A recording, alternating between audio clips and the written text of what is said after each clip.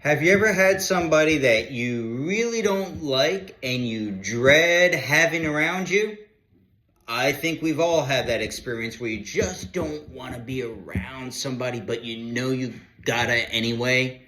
I just had that experience at work the other day. I really didn't want to be around this person, and I'm like, do I really have to do this?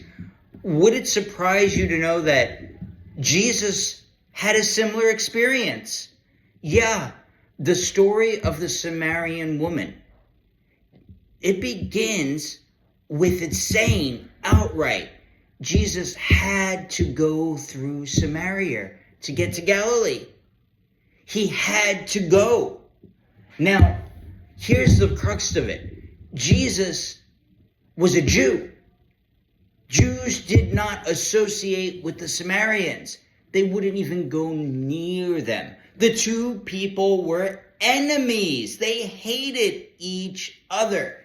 I could picture Jesus' human side being like, man, I got to go through that rotten Samaria. And then to top it all off, his needs get the better of him. He's thirsty, so he sits by a well to get a drink.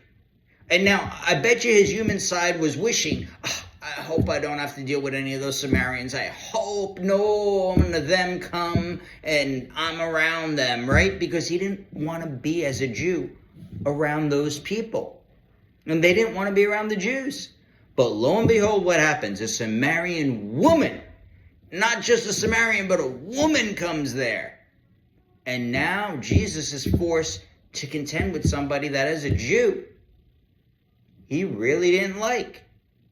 But see, it works both ways. The Samaritans hated the Jews too. So how did these two groups of people that didn't like each other, that couldn't stand each other, wouldn't even talk to each other, wind up interacting, coming together? Well, there was a common human need there. They both needed the water. That's right. They both needed water. So what's Jesus do? He puts all that division aside and all that animosity and hatred, and he says, can you give me a drink? Now, the Samaritan woman is shocked. She's not buying into this. She's very defensive. She goes back and she says, you a Jew? How can you ask me for a drink? Yeah, she doesn't want any part of it. She's all about that division as well. And that animosity. And then when Jesus goes on to say, hey, I'm giving living water and you won't be able to, if you have my water, you won't need a drink anymore. She's still defensive. She says, do you think you're greater than our father Jacob who built this well? Yeah, as in, hey, you Jews, you think you're better than us, right? Talk about defensive. That was the level of animosity there, that they just didn't want to be around each other or associate with each other. Now the story goes on. It goes on to say she still doesn't buy into it. Now she wants to argue with Jesus. Our ancestors say this, but you Jews say that. Yeah, one group says one thing, another group views it in another way. Division again. She's arguing with Jesus over a mountain, dude, and where to pray. Does that sound familiar like things today? Republican, Democrat, blue, Harris, Trump. Yeah, everybody arguing and thinking their side's right. That's what this woman was doing. You Jews say this, but we say this. What is it? How does Jesus overcome this? He brings the conversation back to himself. I am he. I am the Messiah. I am what it's about. It's not about being a Jew or a Samaritan. It's not about the divisions, the difference of opinions. It's about me. I'm the Messiah. I am he says. He brings it back from the point of division and arguments and I don't want to be friends with this group and I don't want to be friends with that group. We shouldn't associate with this one and that one. Who's right and who's wrong? To say it's about me. I am the Messiah. that breaks through to the woman. Yeah, because what does she do? She goes back.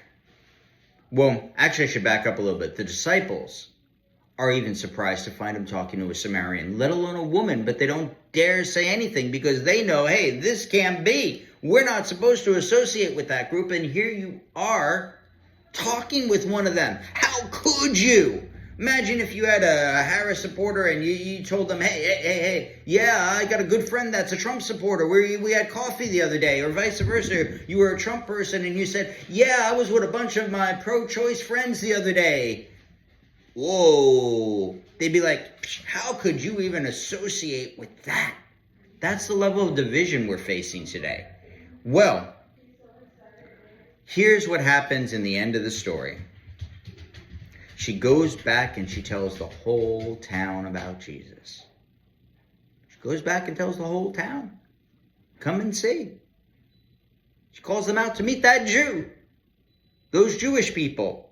And what does it say in the end? It says, the Samaritans in the whole town believed because of her words. Many more became believers. Many more. And the end of this story, they knew that this man was the Savior of the world. That's right. Not the Samaritan Messiah, not the Jewish Messiah, the Savior of the world. Everybody. They recognized that those divisions were not real when it comes to God. That God was everyone's God, that Jesus was everybody's Savior. That's right. He's the Savior of the transgender people, the gay folks, the pro-choice folks. He's also the Savior of the anti-immigration folks and the Trump people and the Turner Burn folks. Jesus Christ is the Savior of all. And we're all uncomfortable. We've all had those people we're uncomfortable being around, and we don't like them very much.